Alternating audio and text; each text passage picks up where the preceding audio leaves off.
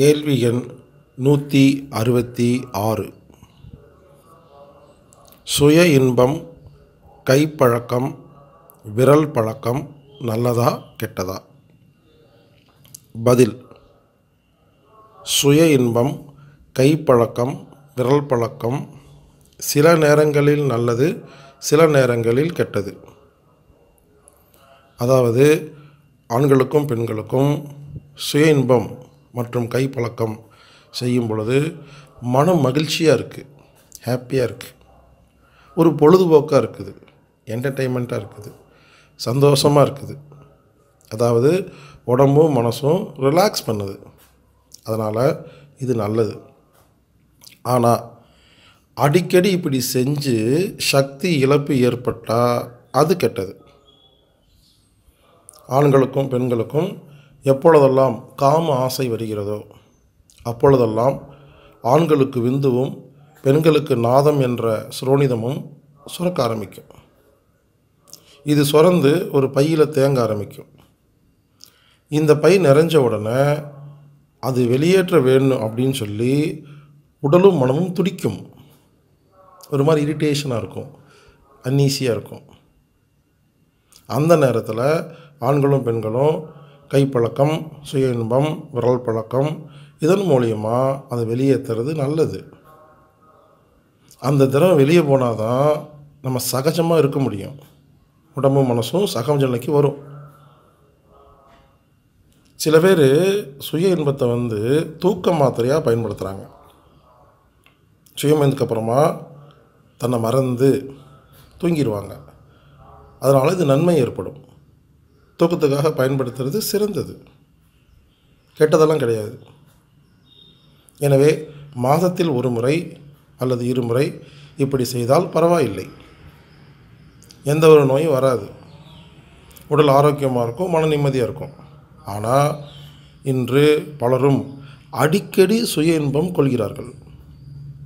சிலர் தினமும் கைப்பழக்கம் செய்கிறார்கள். சிலர் ஒரே நாளில் பல முறை சுய இன்பம் காண்கிறார்கள். இது மிகவும் ஆபத்து.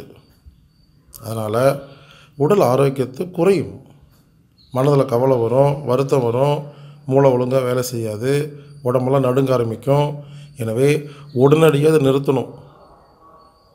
மிகினும் குறையினும் நோய் செய்யும் அப்படின்னு வள்ளுவர் சொல்லியிருக்கார். அந்த தத்துவத்துக்கு இணங்க சுய இன்பத்தை மிகாமலும் குறையாமலும் பார்த்துக்கிறது தான் சிறப்பு.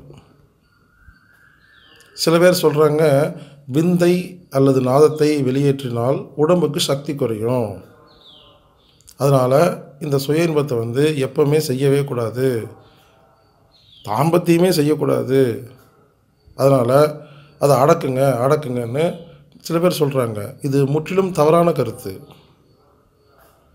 காம ஆசை வந்தாலே விந்துவும் நாதமும் சுரந்துடும். சுரந்தா அது வெளியேறணும். இதுதான் தத்துவம்.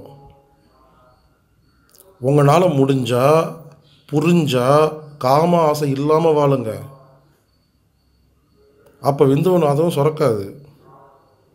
அப்போ அதுக்காக செயல்படுற அந்த சக்தி உடம்பு ஆரோக்கியத்துக்கும் நோய் எதிர்ப்பு சக்திக்கும் செயல்படும். விந்துவும் நாதமும் சுரக்காமல் இருக்கணும்னா ஒன்று ஆசையை அனுபவிச்சிடணும், போதுங்கிற திருப்தி ஏற்படணும், அல்லது உண்மையிலேயே ஆசை இல்லாமல் வாழணும். இதுதான் வழி.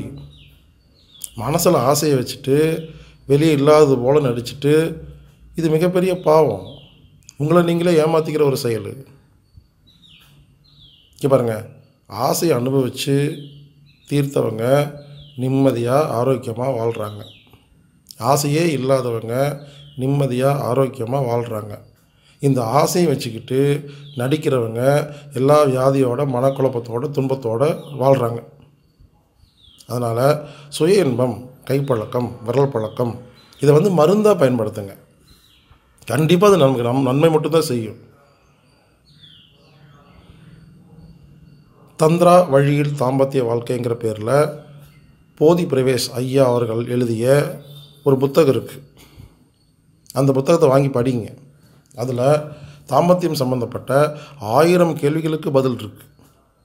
அந்த புத்தகம் கொரியரில் வேணும்னா 9629032767 அப்படிங்கிற எண்ணுக்கு தொடர்பு கொண்டு புக்கு வாங்கி படிங்க. எல்லோரும் படிக்க வேண்டிய ஒரு அருமையான புத்தகம். இந்த புத்தகத்தில் ஆண்களுக்கு 2 உச்சக்கட்டமோ பெண்களுக்கு 8 உச்சக்கட்டமோ பாதுகாப்பான வழியில் சுய இன்பம், கைப்பழக்கம், விரல் பழக்கம் ஒழுங்குபடுத்தி எப்படி செய்கிறது அப்படிங்கிறது அருமையாக விளக்கமாக இருக்கும். இது மட்டும் இல்லை, பல கேள்விக்கு பதில் இருக்குது அந்த புக்கில். 18 வயசுக்கு மேலே இருந்தால் ஆண்களாக இருந்தால் இந்த தந்திரா வழியில் தாம்பத்திய வாழ்க்கைங்கிற வகுப்பு நேரடியாக நடக்குது பல ஊர்களில். கலந்துக்கணும்னா 7305841305 அப்படிங்கிற எண்ணுக்கு தொடர்பு கொண்டு கலந்துக்குங்க. சென்னையில் 15-16 பிப்ரவரி மாதம் 2020 நடக்குது. மார்ச் மாதம் 7ஆம் தேதி 8ஆம் தேதி நடக்குது.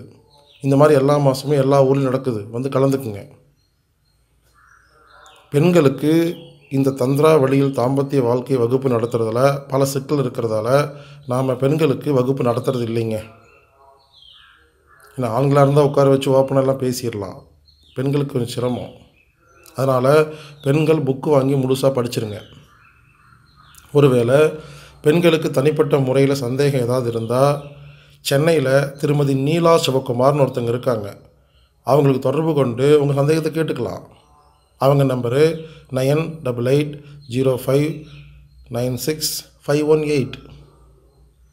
கடைசியாக என்ன சொல்ல வரேன்னா, சுய இன்பம், கைப்பழக்கம், விரல் பழக்கம் நல்லதா கெட்டதாங்கிறத நாம் தான் முடிவு பண்ணணும்.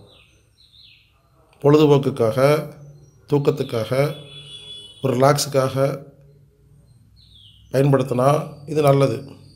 தேவையில்லாமல் அடிக்கடி செஞ்சு உடம்பையோ மனசையோ கெடுத்துக்காதீங்க. அதாவது சுய இன்பத்தை ஒழுங்குபடுத்துங்கள். கண்டிப்பாக அது நல்லதே. இப்படிக்கு ஹீலர் பாஸ்கர். மேலும் விவரங்களுக்கு healerbaskar@gmail.comக்கு மெயில் அனுப்புங்க. HEALERBASKAR@gmail.com. வாழ்க வளமுடன்.